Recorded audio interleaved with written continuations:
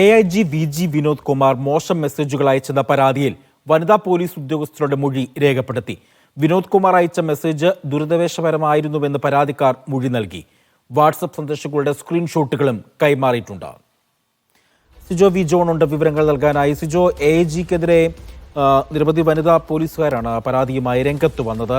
അപ്പോൾ ഇതുമായി ബന്ധപ്പെട്ട് എപ്പോഴാണ് ഇവർ മൊഴി നൽകിയത്? മറ്റു വിശദാംശങ്ങൾ. ഇന്നലെ വൈകിട്ട് പോലീസ് ആസ്ഥാനത്ത് എത്തിയാണ് ഇവർ മൊഴി നൽകിയത്. SP മെറിൻ ജോസഫാണ് മൊഴി രേഖപ്പെടുത്തിയത്. ഇതുമായി ബന്ധപ്പെട്ട് അന്വേഷണം നടത്താൻ DGP മെറിൻ ജോസഫിനെയാണ് ചുമതലപ്പെടുത്തിയിരുന്നത്. മെറിൻ ജോസഫാണ് ഈ സ്ത്രീകളുടെ പരാതി പരിശോധിക്കുന്ന സെല്ലിന്റെ അധ്യക്ഷ. അതുകൊണ്ടാണ് അവർ ഈ കേസിന്റെ അന്വേഷണം ചുമതലപ്പെടുത്തുകയും ചെയ്തിരുന്നത്.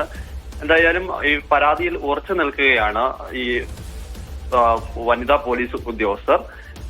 AIG വിനോദ് കുമാർ തങ്ങൾക്ക് മോശമായ സന്ദേശങ്ങൾ അയച്ചു, സദുദ്ദേശപരമല്ലാത്ത മെസ്സേജുകളായിരുന്നു ഇത്തരത്തിൽ അയച്ചത് എന്നുള്ളതാണ് ഇവർ മൊഴി നൽകിയിരിക്കുന്നത്. ഇതോടൊപ്പം തന്നെ ഈ അയച്ച മെസ്സേജിന്റെ സ്ക്രീൻഷോട്ടുകളും കൈമാറുകയും ചെയ്തിട്ടുണ്ട്.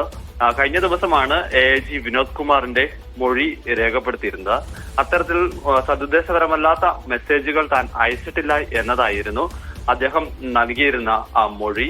ഗുഡ് മോർണിംഗ്, ഗുഡ് നൈറ്റ് മെസ്സേജുകളാണ് അയച്ചത്. അത് ഈ രണ്ട് വനിതാ പോലീസുകാർക്ക് മാത്രമായി അയച്ചതല്ല, വാട്സാപ്പ് ബ്രോഡ്കാസ്റ്റ് വഴി അയച്ചതാണ് എന്നുള്ളൊരു വിശദീകരണമാണ് അദ്ദേഹം നൽകുകയും ചെയ്തിരുന്നത്.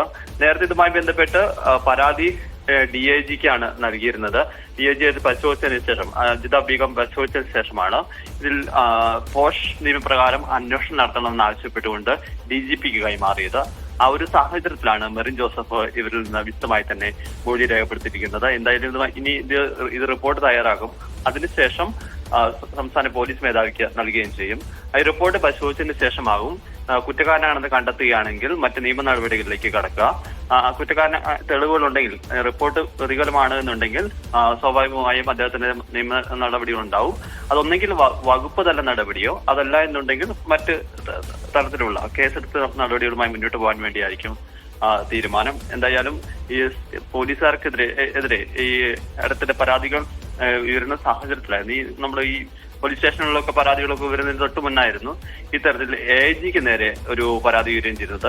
ഇത്തരത്തിൽ ഒരു പരാതി വരുന്ന സാഹചര്യത്തിൽ നേരത്തെ ഒരു ഇരട്ടത്താപ്പ് ഉണ്ടെന്നുള്ള ഒരു വിമർശനം ഉയരുകയും ചെയ്തിരുന്നു. അതായത് കഴിഞ്ഞ ദിവസമാണ് പത്തനംതിട്ടയിൽ ഇത്തരത്തിൽ ഒരു പരാതിക്കാരിയായിട്ടുള്ള, അല്ലെങ്കിൽ മറ്റൊരു കേസിൽ പരാതി നൽകാൻ എത്തിയ ഒരു യുവതിക്ക് മെസ്സേജ് അയച്ചതിന് ഒരു പോലീസുകാരനെ സസ്പെൻഡ് ചെയ്തിരുന്നത്.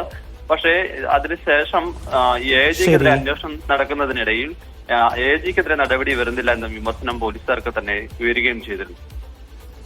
ശരി, സിജോ വി ജോൺ ആണ് വിവരങ്ങൾ നൽകിയത്.